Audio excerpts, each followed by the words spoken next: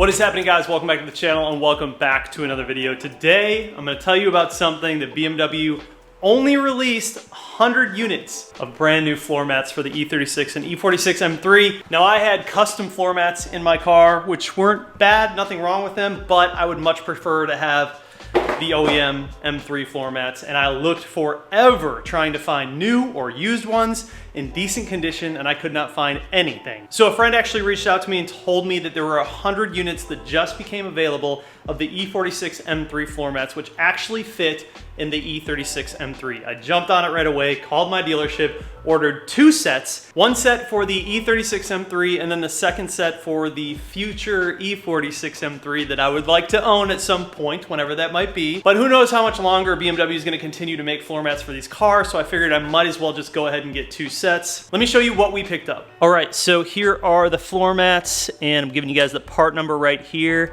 If you need floor mats for your E46 or E36, yo, call your dealer right now. Go ahead and get that solidified. So you get all 4 mats in the bag, actually. You get the 2 fronts and then you get the 2 rears. And then they also give you those little Velcro discs that you put into the floor and the mats stick to them so they don't like move around or anything. So I just pulled out the old ones and then I went ahead and put in the front ones. The back ones, obviously I'm gonna have to modify because of the cage.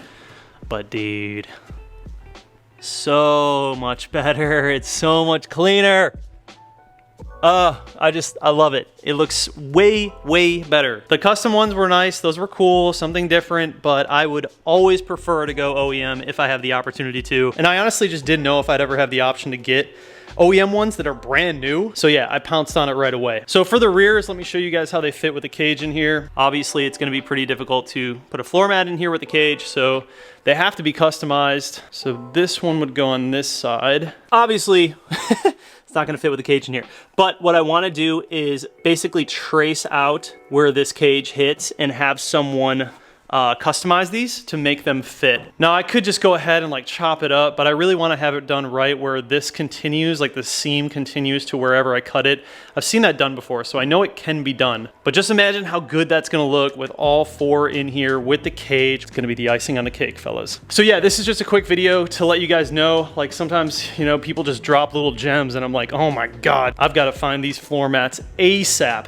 And luckily, I got homies that let me know when these kind of things happen. And obviously, you get all 4 mats when you order them, which is nice. OEM, branding, beautiful M3 floor mats. Sort of just like completes the interior look on this car. And in my opinion, going OEM is just always worth it. The other thing about these custom ones, as nice as they are and as cool as they look, they are super thick and extremely heavy. That was one thing about when I got them. I was just not super hyped on freaking how thick they are. If you look at the factory ones, they're very light, very thin. And I don't love this like nylon rope material that they're using on them. But, you know, if you can't find anything, which I just assumed that I would never be able to find perfect OEM floor mats, I was like, okay, well, I guess this is my only option, so I just went for it. So there you guys go, 82111469805.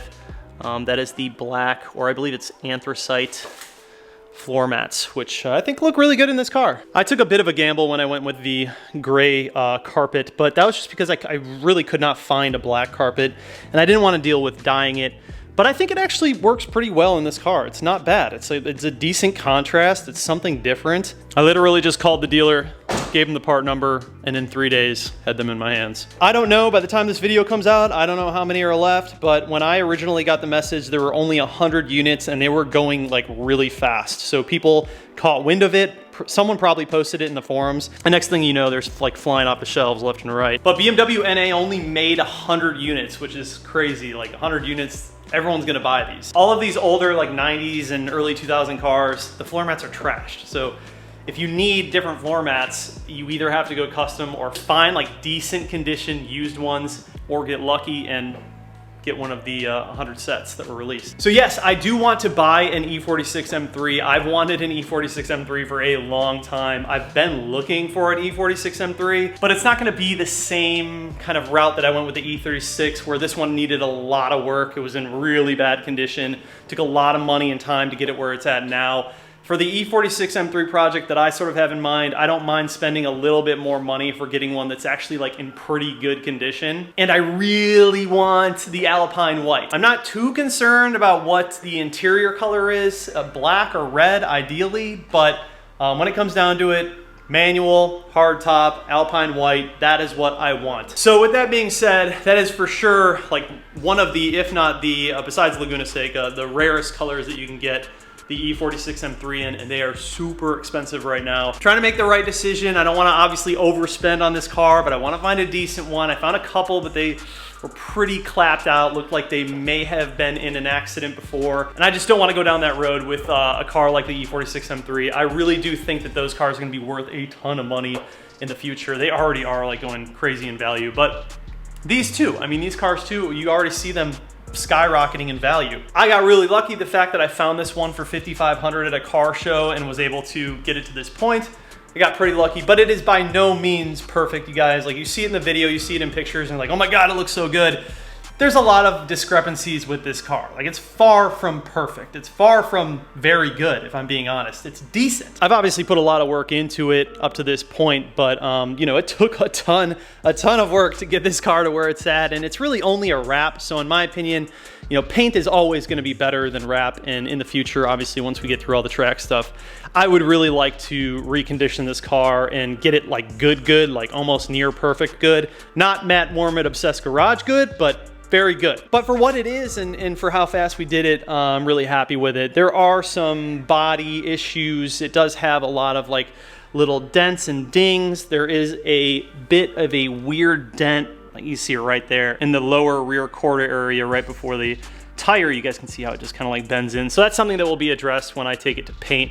But my guys at the paint shop, when we do end up painting this car, they're going to be doing a lot of body work to make sure this thing is like freaking perfect. Another interesting thing about this M3 is it most certainly was at some point in some kind of accident. I don't know what happened. I do know that this car was tracked pretty heavily before I owned it.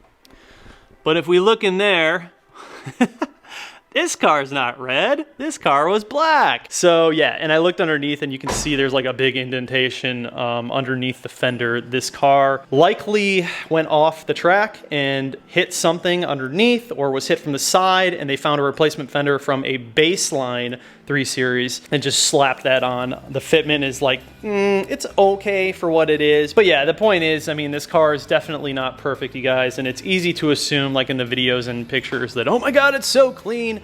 It's definitely not. You can also see in the trim in here, there's a lot of nasty shit going on underneath the wrap, because all that really needs to be like sand down and properly painted. But we're not worrying about that right now, really. You know, it's just time to enjoy it, time to get it back into healthy condition, and time to track it. But after I have my way with it on the track and I get some good seat time in this car, I will go ahead and have the whole thing actually painted in Laguna Seca, have all the body work perfected. I'm gonna be replacing these trims that are just kind of jacked up. This side trim is in really bad condition. And then there are some like little things on the interior that I am gonna be replacing. The center console piece right here doesn't fit all that great. Inside, one of the clips are broken, so it can't really grab onto the actual dashboard piece. I will be replacing that. Not to mention these guys.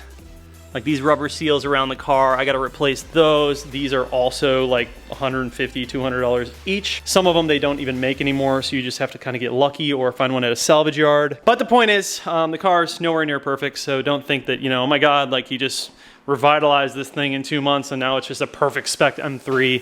It's definitely not. Personally, I wouldn't sell this car. Well, for one, because I really like it, but two, I'm putting so much time and effort into it and money that I would never get that back. Like, I would never be able to sell this car for how much money I plan on putting into it.